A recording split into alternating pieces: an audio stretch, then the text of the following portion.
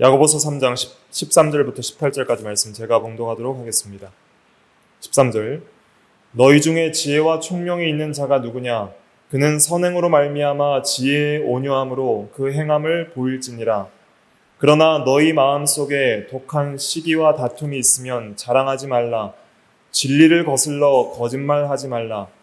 이러한 지혜는 위로부터 내려온 것이 아니요 땅 위의 것이요 정욕의 것이요 귀신의 것이니 시기와 다툼이 있는 곳에는 혼란과 모든 악한 일이 있습니다. 오직 위로부터 난 지혜는 첫째 성결하고 다음에 화평하고 관용하고 양순하며 긍휼과 선한 열매가 가득하고 편견과 거짓이 없나니 화평하게 하는 자들은 화평으로 심어 의의 열매를 거두느니라. 아멘. 네. 이 시간 말씀의 제목은 17절 말씀 근거로 해서 오직 위로부터 난 지혜, 오직 위로부터 난 지혜라는 제목으로 하나님 말씀을 증거하겠습니다. 여기 지혜가 두 가지가 등장하는데 그 위로부터 내려온 지혜가 있고요. 또 땅 위의 지혜가 있다 그랬습니다. 정욕적이고 귀신적인 그런 지혜가 있다 그랬습니다. 그래서 두 개를 좀 구분하자면 참된 지혜가 있고요. 하나님께로부터 온 지혜. 또 땅 위에 정욕적이고 마귀적인 그런 거짓 지혜가 있어요. 쉽게 말하면 이제 세상 지혜, 또 인간 중심적인 어떤 지혜들이 있는 것이죠. 그 두 지혜를 비교하면서 우리 참된 그리스도인들은 하나님께로부터 난 지혜를 추구해야 한다는 것을 교훈하고 있습니다. 보통 사람들은 자신을 그렇게 어리석게 여기지는 않는 것 같아요. 보통 다른 사람보다 좀 지혜롭다 생각을 하고 또 자기를 지혜롭게 여기는 사람들이 세상에 많이 있습니다. 야고보서 3장 13절에서도 자기를 스스로 지혜롭게 여기는 자들, 또 스스로 선생되려고 하는 자들에 대해서 말하고 있는 것입니다. 13절에 보니까 너희 중에 지혜와 총명이 있는 자가 누구냐라고 묻고 있어요. 너희가 스스로 지혜롭다고 생각하고 또 지혜로운 말을 많이 한다고 생각하는 사람들이 너희냐? 너가 스스로 자신을 지혜롭게 생각하느냐? 그렇다면은 보이라는 거예요. 보일지니라 그랬잖아요. 13절에. 뭘 보이냐면은 선행으로 말미암아 지혜의 온유함으로 그 행함을 보일지니라 그랬습니다. 요약하면 두 가지를 보이라는 거예요. 첫째가 선행이에요. 둘째가 온유함이에요. 참된 지혜는 선행과 온유함을 보일 수 있어야 된다는 거예요. 그게 진짜 지혜라는 거예요. 근데 보통 사람들이 지혜라고 생각하면은 어떤 지식적인 이해로 생각하는 사람들이 많아요. 과거에 초대교회 때도 그런 그리스 헬라 문화에서는 그 지혜자들이 많았잖아요. 소크라테스, 아리스토텔레스, 우리 철학에서도 배운 지혜자들 많잖아요. 또 바울이 아테네에 갔을 때도 새로운 것을 막 추구하고 지혜로운 것을 추구하는 그러한 현자들, 지혜자들이 많이 있었잖아요. 지혜로운 말을 많이 하는 것이 지혜가 아니다. 또 어떤 지식을 안다고 해서 그것이 참된 지혜가 아니다. 지혜라는 것은 반드시 실천적이어야 된다는 거예요. 참된 지혜는. 그 실천의 중요한 요소는 선행과 온유함이라는 거예요. 이것이 참된 하나님이 인정하시는 위로부터 난 지혜라는 것이고 우리 그리스도인들이 행함 있는 믿음으로 추구해야 하는 참된 지혜의 삶이라는 거예요. 그래서 지혜라는 것은 그 지혜가 먼저 무슨 의미인지를 좀 이해를 하는 것이 중요한데 지혜는 단순히 어떤 지식에 대한 깨달음이나 이해에 그치는 게 아니에요. 제가 여러 번 지혜에 대해서 설명을 드렸는데 과거에는 보통 이렇게 설명을 드렸죠. 그 최고의 목적을 위해서 최선의 방법을 선택하여 최고의 결과를 도출하는 능력이에요. 그러니까 인생의 참된 목적이 무엇이고 최고의 목표가 무엇인지를 바르게 찾고 깨닫는 능력도 있고요. 또 그것을 위해 최고의 방법을 알고 선택하는 능력이 있고요. 그 방법을 알아도 그대로 행하지 않는 사람들이 있어요. 알아도 행하지 못하는 사람이 있는데 그 방법을 알고 행해서 최선의 결과를 도출할 수 있는 능력, 이것이 지혜예요. 그러니까 쉽게 말하면은 잘 사는 법, 잘 사는 능력이 지혜이죠. 그런데 이것을 조금 좀 다르게 또 설명을 드리면은 지식 적용 능력이라고 할 수 있어요. 지식 적용 능력. 그러니까 어떤 지식이 들어왔을 때 그 지식을 아는데 그치지 않고 그 지식이 참으로 진리고 좋은 지식인지를 분별해서 깨닫고 그 지식을 내 삶의 개인적인 나의 삶에 나의 마음과 나의 삶에 적용하는 능력이 지혜예요.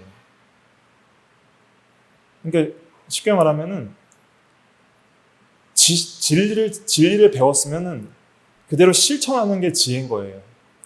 그래서 마태복음 7장 24절에도 보면 예수님께서 이런 말씀하셨죠. 누구든지 나의 이 말을 듣고 행하는 자는 그 집을 반석 위에 지은 지혜로운 사람 같으리니 그랬습니다. 말씀을 들었는데 지식이 주어졌는데 그것을 행하지 않으면 어리석은 사람이라는 거예요. 하지만 그것을 나에게 적용해서 지식 적용 능력을 가지고 행하면은 그것이 지혜로운 사람이라는 거예요. 그러니까 지혜는 결국은 실천적인 행함으로써 나오는 거예요. 그러니까 행함이 없는 지혜도 죽은 지혜라는 것이죠. 그래서 선행으로 나와야 되고요.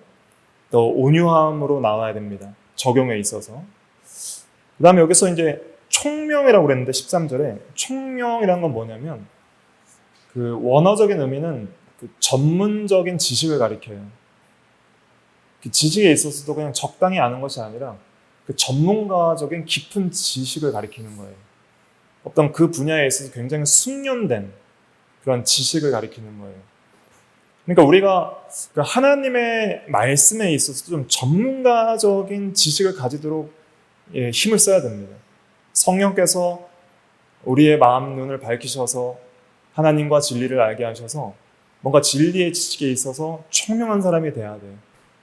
좀 진리를 깊이 있게 이해하고 깨닫는 사람이 돼야 돼요. 그런데 거기서 진리를 깨닫는 데만 멈추면 그건 지혜가 아니라는 거예요. 진정한 지혜는 그 지식을 적용해야 돼요. 내 삶에 적용해야 되는 거예요.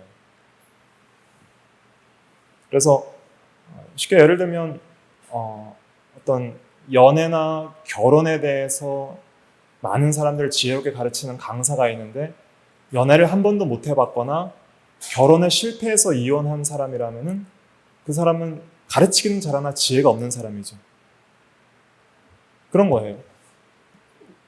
그리스도인이 그 진리의 지식을 교리적으로 많이 이해하고 또 바른 교리들을 이해한다고 하더라도 그것을 내 마음에 적용해서 실천적으로 거룩한 삶의 열매로 살아내지 못하면 그 사람은 어리석은 사람인 거예요. 그렇기 때문에 이 지혜는 반드시 선행으로 말미암아 나와야 되고요, 보여야 되고요. 또 지혜의 온유함으로 보이라고 그랬는데 그 온유함이라는 것은 어떤 것이냐면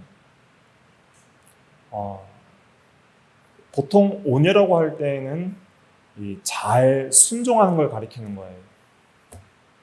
그래서 하나님의 말씀을 잘 순종하는 것, 하나님의 말씀을 하나님의 인도와 주정을 잘 받는 것을 온유라고 하고요.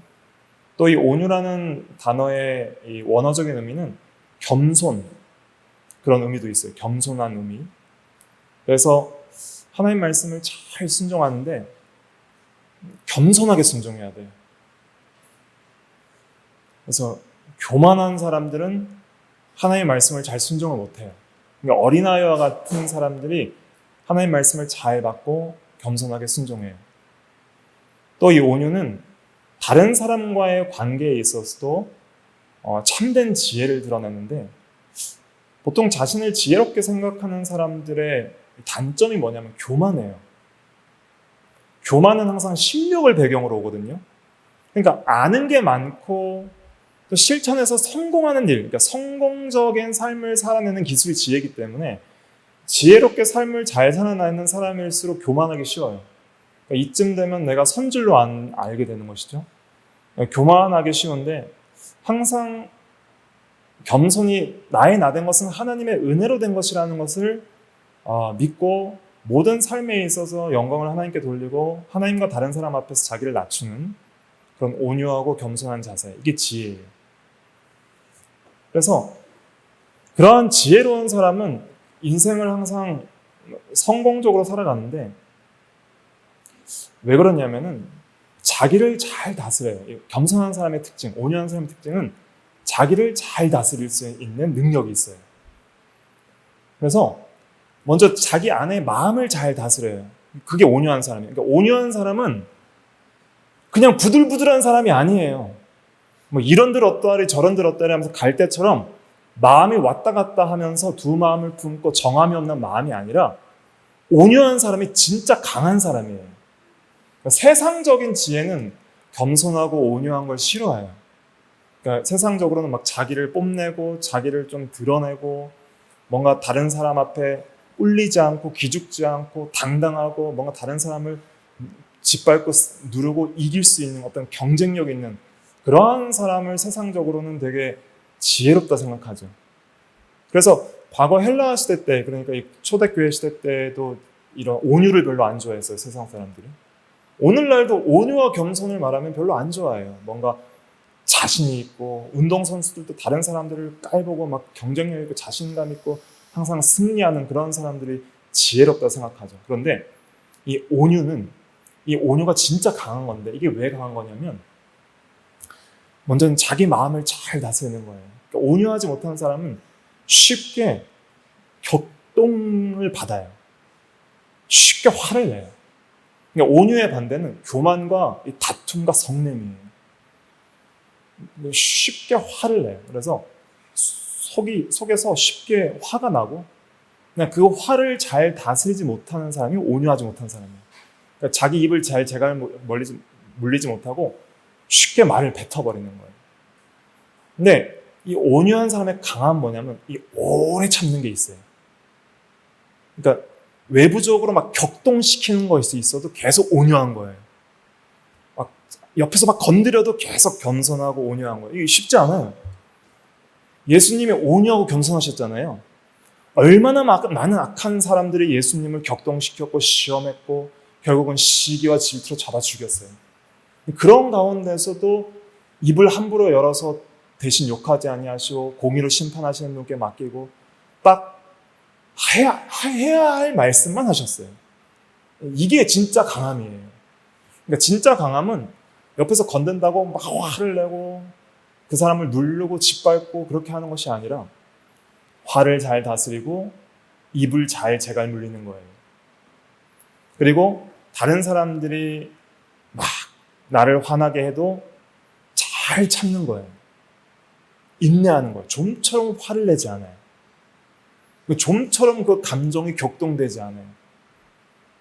오래 참아요. 이러한 사람들이 지혜로운 사람입니다. 이러한 사람들이 인생을 성공적으로 살아요. 하나님 앞에서도 성공적으로 살고요. 사람들 앞에서도 성공적인 인생을 살아요. 보통 잘 참고 인내하고 화내지 않는 사람들이 사회생활도 잘해요. 한 번 화내면은 사회생활 망치고 가정생활 망치고 인간관계 망치어서 돌이킬 수 없는 실패로 그 화 한 번이 인생을 망치는 경우들이 상당수가 있어요. 그런데 이렇게 온유한 사람은 내적으로 강하기 때문에 쉽게 분노하거나 마음이 흔들리거나 그리고 교만하여서 함부로 입 밖에 말을 내지 않아요. 그러니까 교만한 사람들이 자기 자랑하는 말도 하지만은 그 교만한 사람들의 특징이 뭐냐면 자존심이 세기 때문에 자존심을 건들면 참을 수가 없는 거예요. 그러니까 온유할 수가 없어요. 그러니까 쉽게 격동이 되는 거예요. 내가 난데 나를 건드려 하면서 화를 내버리는 것이죠. 근데 예수님은 만왕의 왕이시지만 내가 만왕의 왕인데 하면서 화를 내시지 않았어요. 이것이 진짜 내적 강함이고 이게 진짜 지혜라는 거예요. 그러니까 지혜자들의 특징이 뭐냐면 세상적 지혜자들은 자기가 지혜 있다고 생각하기 때문에 자존심이 굉장히 세요. 그래서 자기를 건드리고 자기를 무시하는 사람들을 참을 수가 없는 거예요. 네가 뭔데 나를 판단하냐 하면서 논쟁하고 다투기를 잘하는 것이죠. 그래서 이제 뒤에는 이제 그 시기와 다툼에 대해서 말을 하고 있는 거예요. 14절 읽어볼게요. 시작. 그러나 너희 마음속에 독한 시기와 다툼이 있으면 자랑하지 말라. 진리를 거슬러 거짓말하지 말라. 이 시기와 다툼이 많은 것이 이 세상 지혜자들의 특징이라는 거예요. 시기라고 했을 때 이 시기나 다툼도 마음속으로부터 나온다고 그랬어요. 마음속에 시기와 다툼이 있는데 첫째는 독한 시기라고 그랬어요. 보통 시기가 아니에요.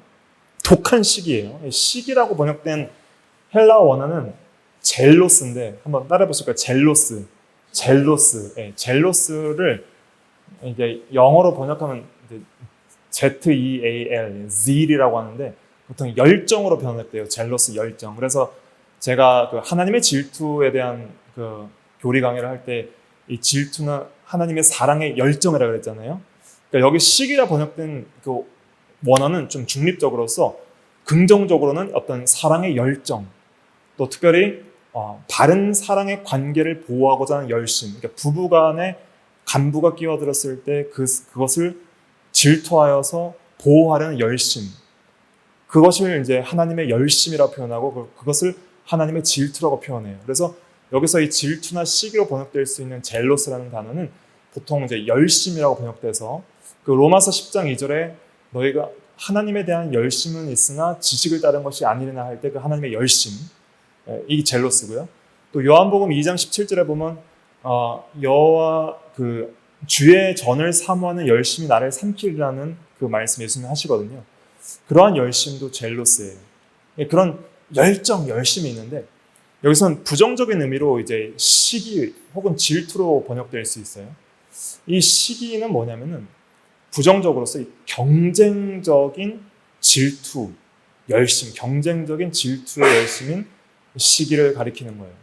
시기란 건 뭐냐면은 나는 없는데 남이 있기 때문에 그 남이 있는 것을 미워하고 빼앗고자 하는 거예요.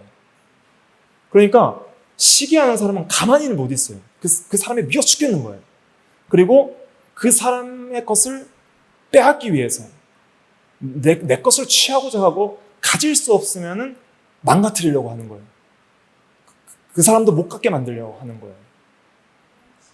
그리고 좀 이게 적극적인 악한 시기예요. 독한 시기는 그 사람을 미워하고 그 사람이 가진 것을 빼앗고 내가 가질 수 없으면 그 사람도 못 갖게 만들려는. 그러니까 어린아이들도 싸울 때 보면은 나도 좀 줘 하다 그냥 집에서 던져버리잖아요. 그러니까 그 사람도 못 차지하게 만드는 것이 그 독한 시기예요. 근데 그게 부정적으로 나올 때는, 그러니까 좀 소극적으로 나올 때는 어떻게 나오냐면은 그 어떤 이 좌절감, 그리고 자기를 비하하는 것, 이것도 하나의 시기의 일종이에요. 그러니까 저 사람이 잘 됐을 때 그것을 인정하고 칭찬하고 다른 사람의 잘됨을 기뻐해 주는 게 아니라 소극적으로 내가 자신을 부정적으로 생각하고 자기 비하에 빠져버리는 것, 절망하는 것. 이것도 자존심과 시기 때문에 나오는 거예요. 그러한 성경의 예들이 있는데 첫째 예는 뭐냐면 창세기 4장에 보면은 가인과 아벨이 제사를 드리잖아요. 근데 하나님께서는 가인과 가인의 제사는 안 받으시고 아벨과 아벨의 제사는 받으셨죠. 그때 가인이 아벨을 독하게 미워했어요. 시기예요. 그래서 지혜를 냈죠. 어떻게 지혜를 냈냐면 우리가 들로 가자 하고 아벨을 유인을 했어요. 아무도 없는 들판에서 유인을 해가지고 아벨을 쳐서 죽였다 그랬어요. 그러니까 그 사람을 미워해서 그 사람이 가진 칭찬과 명성을 빼앗고자 하고 가질 수 없으면 그 사람을 죽여버려서 그 사람에 대한 시기를 그렇게 표현한 것이죠. 또 하나 시기의 대표적인 사람 중에 한 명은 사울이 있습니다. 사울이 다윗을 시기했는데 다윗이 이제 전쟁에서 승리하고 돌아왔을 때 사울이 죽인 자는 천천히요 다윗이 죽인 자는 만만히로다 하면서 여인들이 노래했을 때 사울이 시가 가득했어요. 근데 다윗이 얻을 것은 이 나라 말고는 더 무엇이냐 하면서 자기의 왕권이 빼앗길 걸 두려워했고 또 자기보다 다윗을 더 영광스럽게 높이는 것에 대해서 엄청난 시기와 질투를 했어요. 그래서 그 다윗을 죽이고자 여러 지혜를 썼어요. 그러니까 시기와 이 질투에는 어떤 악한 지혜들이 나오는데 어떤 지혜를 썼냐면은 다윗 보고 이제 다윗을 그 사울의 사위로 삼기를 원한다 하면서 사위가 될 자격이 뭐냐면은 블레셋 사람의 포피 100개를 가져와라 그랬던 거예요. 사무엘상 18장 25절에 나오는데 왜 포피 100개를 가져오라 그랬냐면은 다윗이 나가서 블레셋 사람의 포피 100개를 얻으려면 100명을 죽여야 되잖아요. 그 100명을 블레셋 사람을 죽이는 가운데 그렇게 싸우다가 다윗이 블레셋 사람의 손에 죽겠지 하는 생각을 가지고 그렇게 계략을 짠 거예요. 그래서 그거 얻으러 나간 사이에 블레셋 사람한테 져서 죽어버렸으면 좋겠다 하고 블레셋 사람 포피 100개를 이렇게 과도하게 요구를 한 거예요. 그것이 악한 시기로부터 나온 지혜의 예의죠. 그래서 이 시기는 이렇게 사람을 파괴하고 다른 사람도 파괴해요. 그러니까 자기 안에 있는 평안도 파괴하고 이 시기는 이렇게 뼈를 썩게 하고 내적으로 영혼을 파괴하고 다른 사람도 파괴하는 그런 악한 마음에서 나오는 거예요. 그래서 이걸 독한 시기, 독한이라는 것은 찌르는 그리고 아주 쓰고 예리한 그러한 시기를 말하고 있습니다. 이 시기와 더불어 다툼이 기록되어 있는데 시기하는 사람 보통 다투길 잘하죠. 근데 이 다툼이라는 건 이제 의역이고요. 그 원어를 그대로 직역하면은 이제 이기주의라고 할 수 있어요. 이기주의. 그래서 그 NIV 성경이나 ESV 같은 영어 성경에서는 그 이기적 야망 이렇게 번역을 했어요. 그러니까 사람들이 이렇게 서로 다투는 그런 다툼에 있어서 동기가 되는 것 중에 하나가 뭐냐면 이런 이기주의예요. 자기 중심. 그러니까 자기만 잘 되려고 하는 마음. 그것 때문에 다투는 거예요. 이렇게 좀 양보하고 온유하고 겸손하고 좀 다른 사람을 배려하고 그리고 하나님께부터 모든 것이 오는 줄 알고 모든 절대 주권을 하나님으로 인정하면 그렇게 다툴 일이 없어요. 하나님이 그 사람에게 주신 대로 인정을 하고 또 나에게 주신 대로 자족하는 거예요. 근데 하나님이 없는 사람들의 특징이 뭐냐면 인생의 주인이 나이기 때문에 어떻게든 싸우고 다퉈서 차지하려고 하는 거예요. 그런 이기주의와 이기적 야심 때문에 많은 다툼이 일어나게 되는 것입니다. 세상에서 그런 일이 많이 일어나잖아요. 그래서 세상에서 성공하기 위해서 대학에서도 이런 상대평가기 때문에 다른 사람보다 내가 잘해야지 점수를 잘 받는 거예요. 그러니까 다른 사람을 어떻게든 누르기 위해서 다른 사람 공부 못하게 하고 나는 공부 잘하려고 하게 하는 그런 일들이 많이 일어나고 이 세상에서도 승진하려면 다른 사람을 이기고 승진해야 되니까 여러 편법과 또 다른 사람에게 해를 끼치고 시기 질투하여서 다른 사람이 좀 못되게 하는 그러한 일들을 많이 하는 것이죠. 그것이 이제 악한 그러한 지혜라는 것입니다. 그런 시기와 다툼이 있는 이런 이기적인 사람은 자랑하지 말라 그랬어요. 지혜를 자랑하지 말라는 뜻이죠. 또 진리를 거슬러 거짓말하지 말라는 거예요. 자기가 지혜 있다고 말하지 말라는 거예요. 그러니까 시기와 다툼이 있는 사람들은 지혜자가 아닙니다. 지혜자가 아니에요. 그러니까 아무리 교회 생활 오래 하고 집사, 장로, 목사가 되고 신구약 성경을 수십독 하고 교리를 많이 알고 그리고 많은 사람의 교사가 돼도 시기 질투하고 다투는 사람은 지혜자가 아니라는 거예요. 사람들이 다 시기심이 있어요. 근데 시기는 보통 어떤 사람들 간에 있냐면 비슷한 사람들 간에 시기가 있어요. 그러니까 목사님들이 장로님들을 시기 잘하지 않지만 장로님들 간에 시기가 많고 목사들 간에 시기가 많고 집사님들 간에 시기가 많아요. 똑같이 집사하다가 누가 한 사람 권사되거나 누가 한 사람 장로 되면 시기 질투하는 거예요.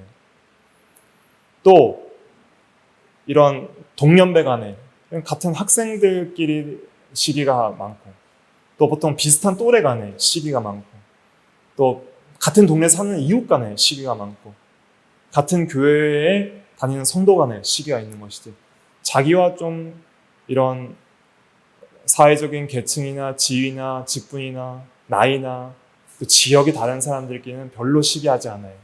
근데 결국 자기와 밀접한 관련이 있고 가까운 사람이고 좀 비슷한 사람끼리 시기 질투가 많다는 거예요. 그렇기 때문에 우리가 교회 안에서의 시기 질투를 조심해야 되는 겁니다. 교회 안에서는 그렇기 때문에 시기 질투가 많이 일어날 수밖에 없어요. 한 교회 안에 자주 보니까, 또 같은 직분 안에, 또 비슷한 또래 안에, 같은 연령과 또 이런 남녀, 그런 성별 안에서 시기 질투가 다양하게 일어나는 거예요. 다양하게. 그러나 시기하고 다투는 것은, 그것은 지혜자가 아닙니다. 그러니까 나이가 든 목사님들이 되어도 시기 질투하고 다투는 분들이 많이 있는 거예요. 나이가 많은 권사님, 장로님이 돼도 얼마나 시기 질투가 많고 다투는 것이 많은지 알 수가 없어요. 그러니까 오늘부터는 이 말씀을 마음에 새기시고 나의 평생의 하나님의 은혜를 구하여서 이 시기 질투, 또 이기주의 다툼, 이것이 내 마음속에서 사라지기를 간절히 구해야 됩니다. 그것이 진짜 지혜이고 행함에 있는 믿음이라 할 수가 있습니다. 이러한 시기 다툼, 이기주의는 그냥 악한 지혜라는 거예요. 악한 지혜. 15절 읽어볼게요. 시작. 이러한 지혜는 위로부터 내려온 것이 아니요 땅 위의 것이요 정욕의 것이요 귀신의 것이니. 이 악한 거짓된 지혜의 특성이 세 가지가 있는데, 세 가지가 뭐냐면 첫째가 땅 위의 것, 둘째가 정욕의 것, 셋째가 귀신의 것이에요. 자, 땅 위의 것이라는 것은 무슨 뜻이냐면 세속적이라는 거예요. 세속적. 그 다음에 정욕의 것이라는 것은 육신적이고 정욕적, 육신적이라는 거예요. 세속적, 육신적, 귀신적이라는 것은 마귀적이라는 것이죠.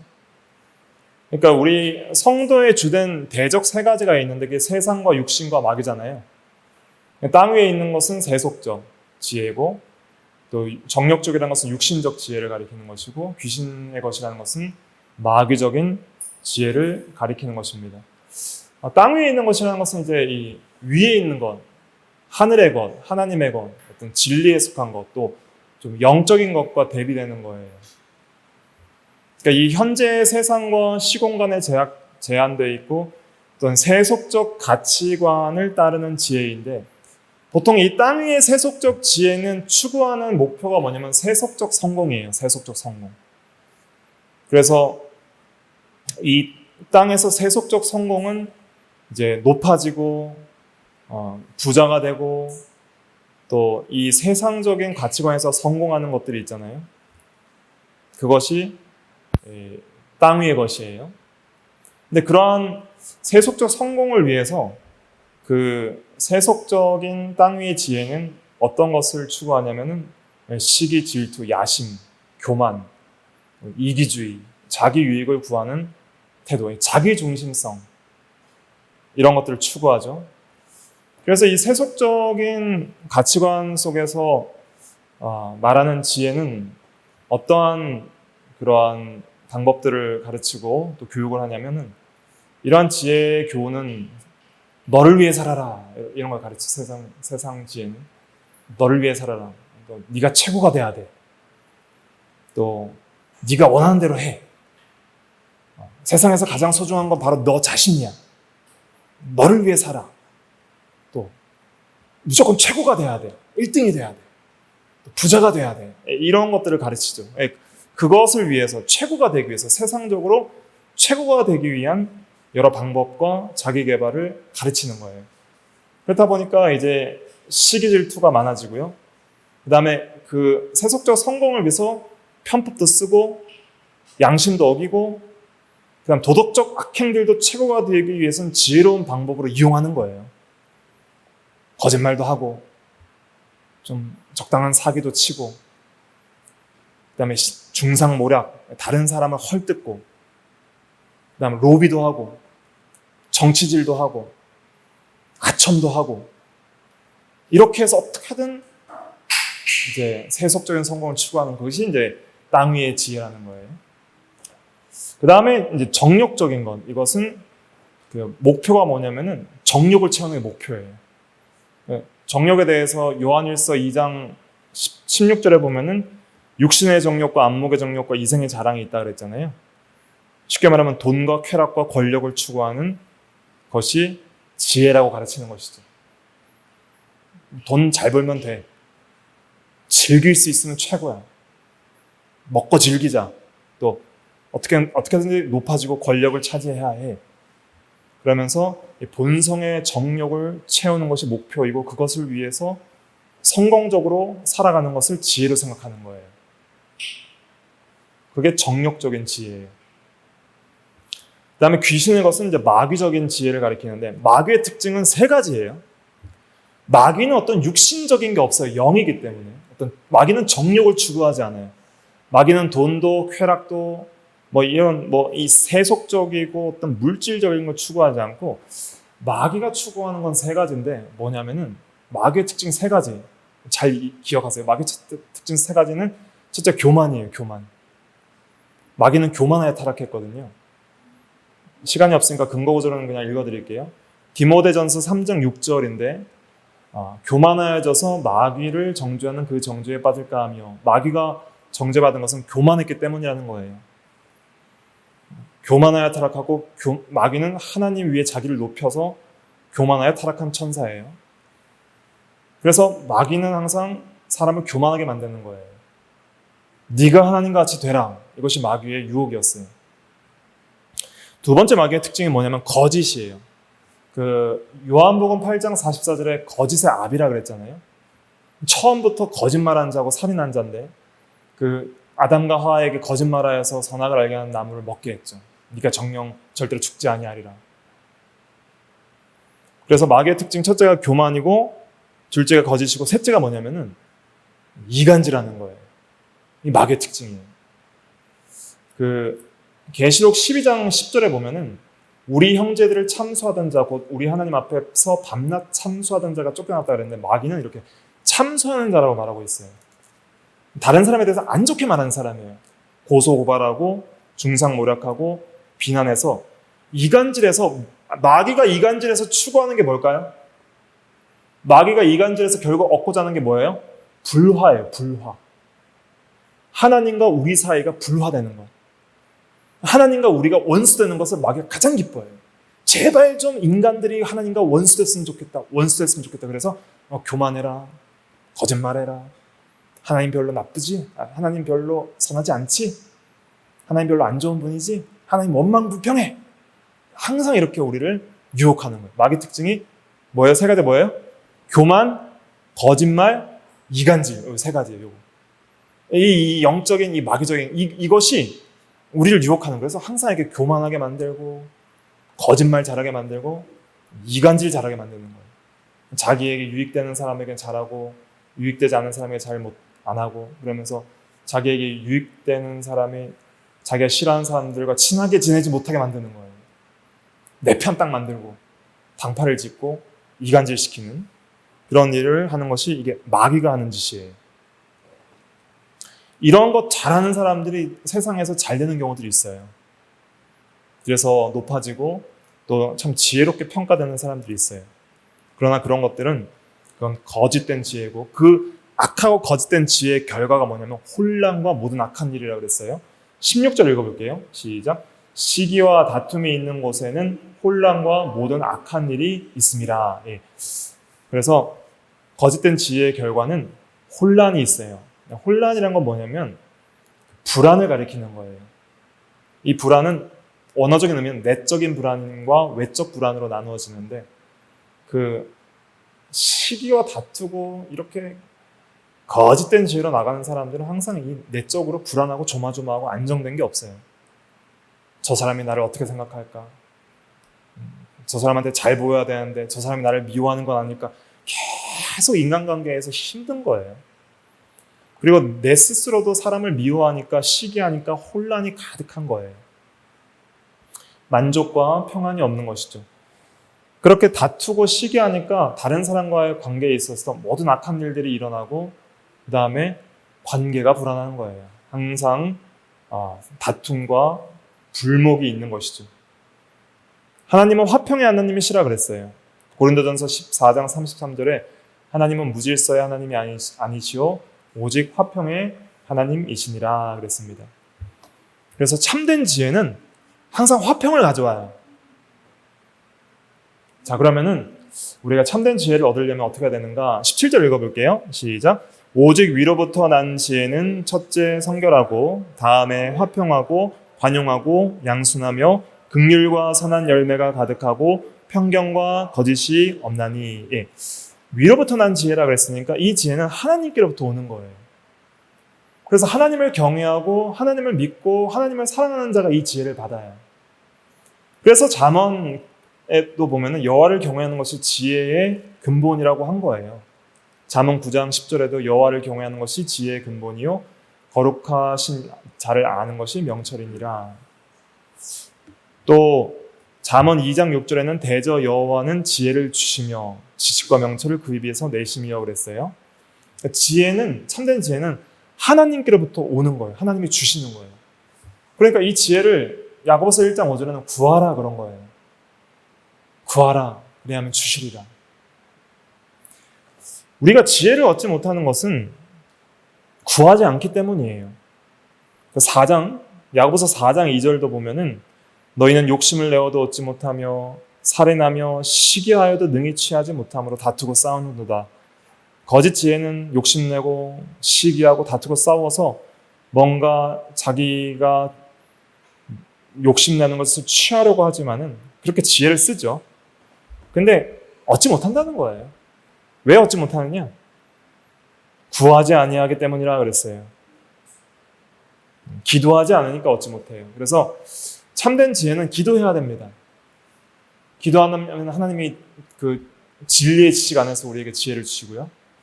또 기도할 때에 진리대로 살 수 있는 능력을 주세요. 참된 지혜는 거룩한 삶의 능력이에요. 거룩하게 사는 게 참된 지혜예요. 선행이 지혜라 그랬잖아요. 13절에. 그래서 17절에도 위로부터 난 지혜의 첫째가 뭐예요? 성결이에요. 성결. 성결은 거룩한 것이라고 번역할 수도 있는데 성결은 마음이 깨끗한 거예요. 성결한 사람은 특징이 뭐냐면은 마음이 깨끗한 것인데 죄와 욕심이 없는 게 깨끗한 거예요. 마음이 깨끗한 것은 죄와 욕심이 없는 게 깨끗한 거예요. 그게 성결이에요. 성결한 사람은 하나님과 친할까요? 안 친할까요? 하나님과 친하죠. 그러니까 마음이 청결한 사람은 하나님과 화평한 거예요. 그러니까 죄는 하나님과 우리를 막는 담이 되고요. 마음이 청결한 사람은 항상 하나님을 본다 그랬어요. 그러니까 하나님과 화평해요. 그러니까 모든 화평의 근원은 하나님과 화평이에요. 하나님과 친해야 돼요. 하나님과 마음이 좀 편해야 돼요. 하나님께 막 죄송하고 죄스럽고 막 하나님께 짓는 죄를 은밀하게 회개하지 않고 감추고 있고 그러면 항상 하나님과 불목한 거예요. 근데 모든 죄를 하나님께 회개하고 그리스도 의지해서 하나님 앞에 담대히 나아가고 항상 하나님을 가까이 하는 사람은 죄를 계속 그리스도 안에서 회개하고 깨끗하게 씻는 일을 열심히 하니까 하나님과 친하고 화평한 거예요. 그렇게 하나님과 화평한 사람은 자기 마음이 평강해요. 자기 마음이 좀 편안해요. 그러니까 세상은 막 나를 불안하게 해도 하나님과 화평한 사람은 자기 마음에 화평이 있어요. 그래서 둘째가 화평인 거예요. 17절에 첫째 지혜가 성결이고요. 진짜 지혜는 하나님 앞에 성결. 그 다음에 하나님과 화평, 내 안에 화평, 그 다음 다른 사람과의 화평. 내가 화평해야지, 내가 마음이 편해야지 다른 사람에게도 편안하게 대할 수 있어요. 하나님과 화평하고 내가 마음이 평안하니까 다른 사람에게도 화평하게 대할 수 있어요. 이것이 잘 사는 법이에요. 그렇게 화평하게 다른 사람을 대하는 방식이 뭐냐면은 관용, 양순, 긍휼, 선한 열매 가득, 편견, 거짓이 없는 거예요. 이게 전부 화평을 말하는 거예요. 그래서 첫째가 성결, 다음에 화평이고 화평의 방식이 관용, 양순, 긍휼, 선한 열매 가득, 편견, 거짓이 없는 거예요. 관용하다는 것은 좀 온화하고 잘 참고 너그럽게 용서해 주는 거예요. 아까도 말씀드렸지만은 이 온유한 거예요. 관용한 것은. 그래서 누가 건드려도 쉽게 화내지 않고 또 나에게 잘못을 해도 쉽게 너그럽게 용서해주고 봐주는 것, 오래 참는 것, 관용이고요. 양순하다는 것은 좀 순하다는 개념도 있지만은 순종을 잘한다는 그런 의미도 있어요. 하나님께 순종을 잘하고 다른 사람에게도 좀 잘 순종하고 좀 겸손하고 과격하고 거칠지 않는 것, 양순인데 어질고 순하다는 뜻이죠. 양순이라는 것은 한자어는 그러니까 좀 순한 사람, 좀 고분고분한 사람을 가리키는 것입니다. 긍휼은 뭐냐면 불쌍히 여기고 도와주는 것이죠. 적극적으로 그 사람의 형편을 공감하고 불쌍히 여기고 도와주는 데까지 나가는 것이 긍휼이에요. 이기주적인 사람은 긍휼이 없죠. 그리고 다른 사람에게 화평한 사람은 이제 선한 열매가 가득해서, 선한 열매는 하나님을 기쁘시게 하고 다른 사람에게 유익을 주는 거예요. 실제적인 유익을 주는 게 선한 열매예요. 그런 열매들이 좀 맺혀야 되고요. 편견이 없어요. 편견이 없다는 것은 일처를 좀 공평무사하게 하는 것이고 공평하게 하는 거예요. 차별하지 않고. 또 까탈스럽지 않은 것. 그 다음에 좀 함부로 의심하지 않는 것. 이것도 편견이 없는 거예요. 저 사람 저럴 거야. 편견 가지는 것. 저 사람 딱 보니까 악해 보여. 이런 편견 가지는 것. 그런 편견을 좀 없애야 됩니다. 표정과 태도와 옷차림을 보니까 저 사람은 저럴 거야라는 그런 까다로운 태도. 이런 것들이 편견이 많은 거예요. 그런 편견이 없는 사람이 돼야 되고요. 그다음 거짓이 없다는 것은 이제 외식이 없는 거예요. 거칠해. 속과 겉이 다른 것. 그것이 외식이거든요. 그런 것이 없는 것이 참된 지혜이다 하는 것이죠. 사람이 보면은 어떤 사람은 굉장히 벽이 많은 사람이 있어요. 속이 안 보이는 사람이 있어요. 속이 검은지 흰지 안 보이는 사람이 있어요. 뭔가 자기를 포장을 많이 하는 사람들이 있거든요. 근데 좀 외식이 없는 사람들은 그냥 진실한 거예요. 자기 속을 드러내도 솔직하고 진실하고 그 사람이 나를 어떻게 생각하든지 진실하게 그냥 말하는 거예요. 그럴 때 인간관계가 화목할 수 있습니다. 그냥 겉으로는 굉장히 나를 잘해주는 척하다 뒤에서 중상모략하는 사람들이 있거든요. 그리고 당장에는 나에게 유익이 될 때는 잘해주다가 조금이라도 수가 틀리고 나에게 좀 손해가 된다고 할 때는 확 안면 몰수를 하고 모른 척하고 나에게 함부로 대하는, 잘못 대하는 그런 사람들이 있거든요. 그러한 것이 거짓이 많은 것이죠. 외식이 있는 것이죠. 그런 것은 지혜가 아닙니다. 18절 읽어볼게요. 시작. 화평하게 하는 자들은 화평으로 심어 의의 열매를 거두느니라. 예. 이렇게 화평하는 사람들은 이제 화평을 심어요. 무엇을 심든지 그대로 거둬요. 여러분들이 하나님과 화목하고 내 안에 화평하고 다른 사람에게 화평하게 대하면, 그래서 이런 선행과 관용, 양순, 긍휼, 선한 열매와 편견과 거짓이 없으면 당장에는 세상적으로 당장 성공하지 못하는 것처럼 보여도 결국 하나님 앞에 의의 열매를 거두게 될 거예요. 이게 성공이에요. 하나님 보시기에 의의 열매를 거두고요. 그다음에 이 세상에서도 때가 되면 다 이런 사람들 알아줘요. 반드시 이런 사람들이 하나님 앞에 성공하고 다른 사람 앞에서도 칭찬과 인정을 받게 되어 있습니다. 그러니까 당장의 어떤 그런 유익을 보고 시기와 다투지 말고 또 편법과 불법으로 나가지 말고 항상 진리의 지식을 내 삶에 적용하고 선행과 온유함으로 나가야 됩니다.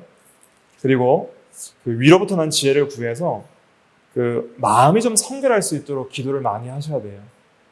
그래서 우리의 마음의 욕심과 시기와 다툼 이게 좀 없어지게 하여 주십시오.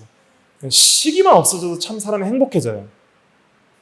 누구 질투 안 하고 남이랑 비교 안 하고 자족하면서 살 수만 있어도 사람이 참으로 화평해지고 온유하고 겸손해집니다. 근데 사람이 참 그렇지가 않아요. 나랑 같이 이렇게 동기나 비슷한 사람이 갑자기 출세하거나 잘 되면은 갑자기 배가 아프고 시기가 나는 거예요. 그런 것들이 있을 때 우리가 참 괴롭죠.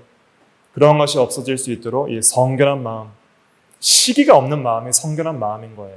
이기주의, 자기중심성이 없어지는 것, 욕심이 없어지는 것, 이것이 성결한 마음입니다. 이 성결한 마음이 있어야 다음이 화평한 거예요. 첫째가 뭐예요?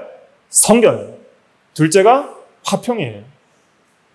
이걸 외우셔야 됩니다. 17절을 아예 외우세요. 통째로. 17절부터 18절까지. 그래서 이대로 살 수 있는 지혜를 주세요. 이렇게 구해야 됩니다. 다 같이 기도하겠습니다. 하나님, 은혜와 사랑을 감사합니다. 위로부터 난 지혜는 첫째 성결하고, 다음에 화평하고, 관용하고 양순하며 긍휼과 선한 열매가 가득하고 편견과 거짓이 없다 그랬습니다.